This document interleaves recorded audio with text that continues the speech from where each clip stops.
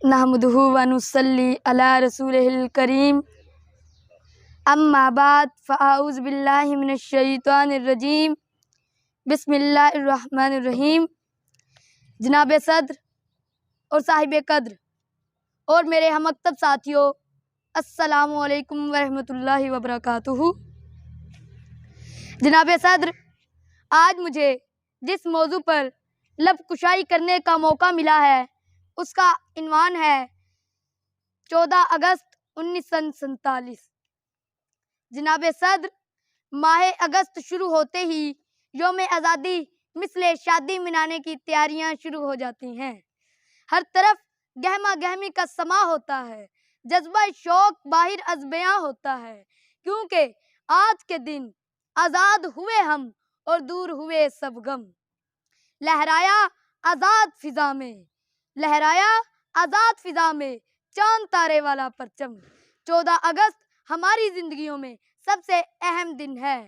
اس دن ہم آزاد ہوئے، آزاد قوم کی حیثیت سے دنیا کے نقشے پر ابھرے۔ ہماری انفرادی اور اجتماعی خوشیوں کا مرکز و محور یہی دن ہے۔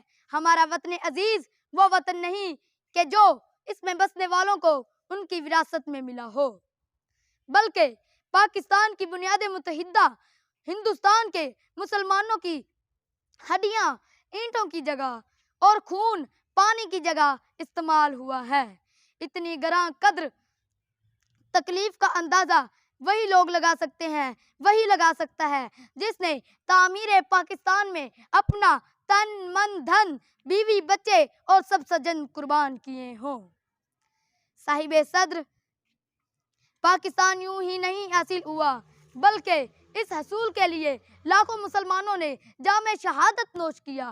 کتنی ماؤں کے سامنے ان کے بچے قتل کیے گئے، کتنی پاک دامنوں کی عزتیں لٹ گئی، کتنے سہاگ اجڑ گئے۔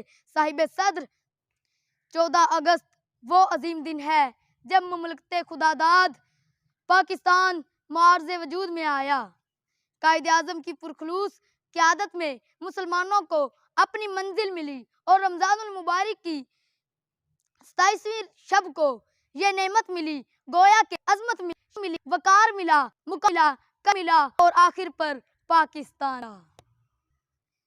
ہندوؤں نے، جناب صدر، ہندوؤں نے مکاریوں کی انتہا کر دی، پاکستانیوں نے، مسلمانوں نے قربانیوں کی انتہا کر دی، انگریزوں نے رکیں ڈالی، مسلمانوں نے توڑ ڈالی۔ شکر خدا کا، پاکستان بننا تھا، بن کر رہا، ہندوستان ٹوٹ رہا، دنیا کے نقشے پر حلال چم ابھرنا تھا، ابھر کر رہا، اور یہ نعرہ گونجنا تھا، گونج کر رہا، لے کر رہیں گے پاکستان، بنے گا پاکستان۔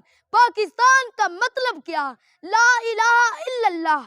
پاکستان کا مطلب کیا؟ لا الہ الا اللہ۔ پاکستان زندہ آباد، پاکستان زندہ آباد، ہندوستان مردہ آباد۔ صاحب صدر، دشمنوں نے قائد اعظم کی اس تجویز کی کر مخالفت کی، ایڑی چوٹی کا زور لگایا، مگر مطالبہ اور حق اپنے کو منوا کرتا ہے۔ دشمنوں کے عزائم ناپاک تھے، وہ خاک میں خاک ہو گئے۔ عزیز دوستو، ہمیں پاکستان سے محبت ہے، ہمیں پاکستان سے محبت ہے، اس کی ایک ایک چیز سے محبت ہے، اس کی ایک ایک چیز سے محبت ہے، ہمیں اس کے بانی سے محبت ہے، ہمیں اس کے مصور سے عقیدت ہے، آزادی کے مجاہدوں سے لگاؤ ہے۔ ہاں، ہمیں اس کے دریاؤں سے، اس کے درختوں سے، اس کی وادیوں سے، اس کے کہساروں سے اور اس کی باسیوں سے اور اس کے اداروں سے، اس کے محافظوں سے، اس کے موسموں سے، اس کے پیاروں سے، اس کے نظاروں سے، ہمیں اپنے وطن سے، اس چمن کی طرح چمکتے پانیوں سے، آزادی کی کہانیوں سے ہمیں محبت ہے، اس پیارے سکولوں سے، اس پیارے ہسپتالوں سے ہمیں محبت ہے۔ ہاں، ہمیں محبت ہے اس کے شہیدوں سے، اور ہاں، ہمیں محبت ہے اس کے شہیدوں کی یادگاروں سے۔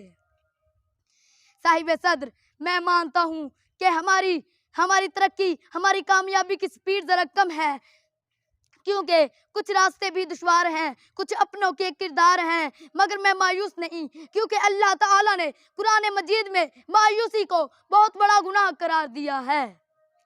میں مایوس نہیں، میری ہمت جواں ہے، مگر آج کیا سما ہے، یہ سب وطن کی محبت کا سما ہے اور یہ سب وطن کی محبت کا سما ہے۔ میں پر امید ہوں کہ میرا وطن ترقی کرے گا اور اپنی مطلوبہ منزل حاصل کرے گا، کیونکہ میرے وطن کی مٹی میں نمو کی قوت ابھی بھی موجود ہے۔ آخر میں اس عزم اور امید کے ساتھ اجازت چاہوں گا کہ دوستو آؤ عزم کریں، آؤ عزم کرو، مرنا اسی ملک کی خاطر، اس ملک کی خاطر، اسی ملک کو سنوارنا ہے، اثاثہ ہمت و یقین بچانا ہے، اس کے شہیدوں کی روح کو سکون پہنچانا ہے اور یہی نعرہ لگانا ہے، پاکستان شاد رہے، آباد رہے، دائم آباد رہے، زندہ تابندہ رہے، اس کا دشمن شرمندہ رہے، پاکستان زندہ باد، ہندوستان مردہ باد۔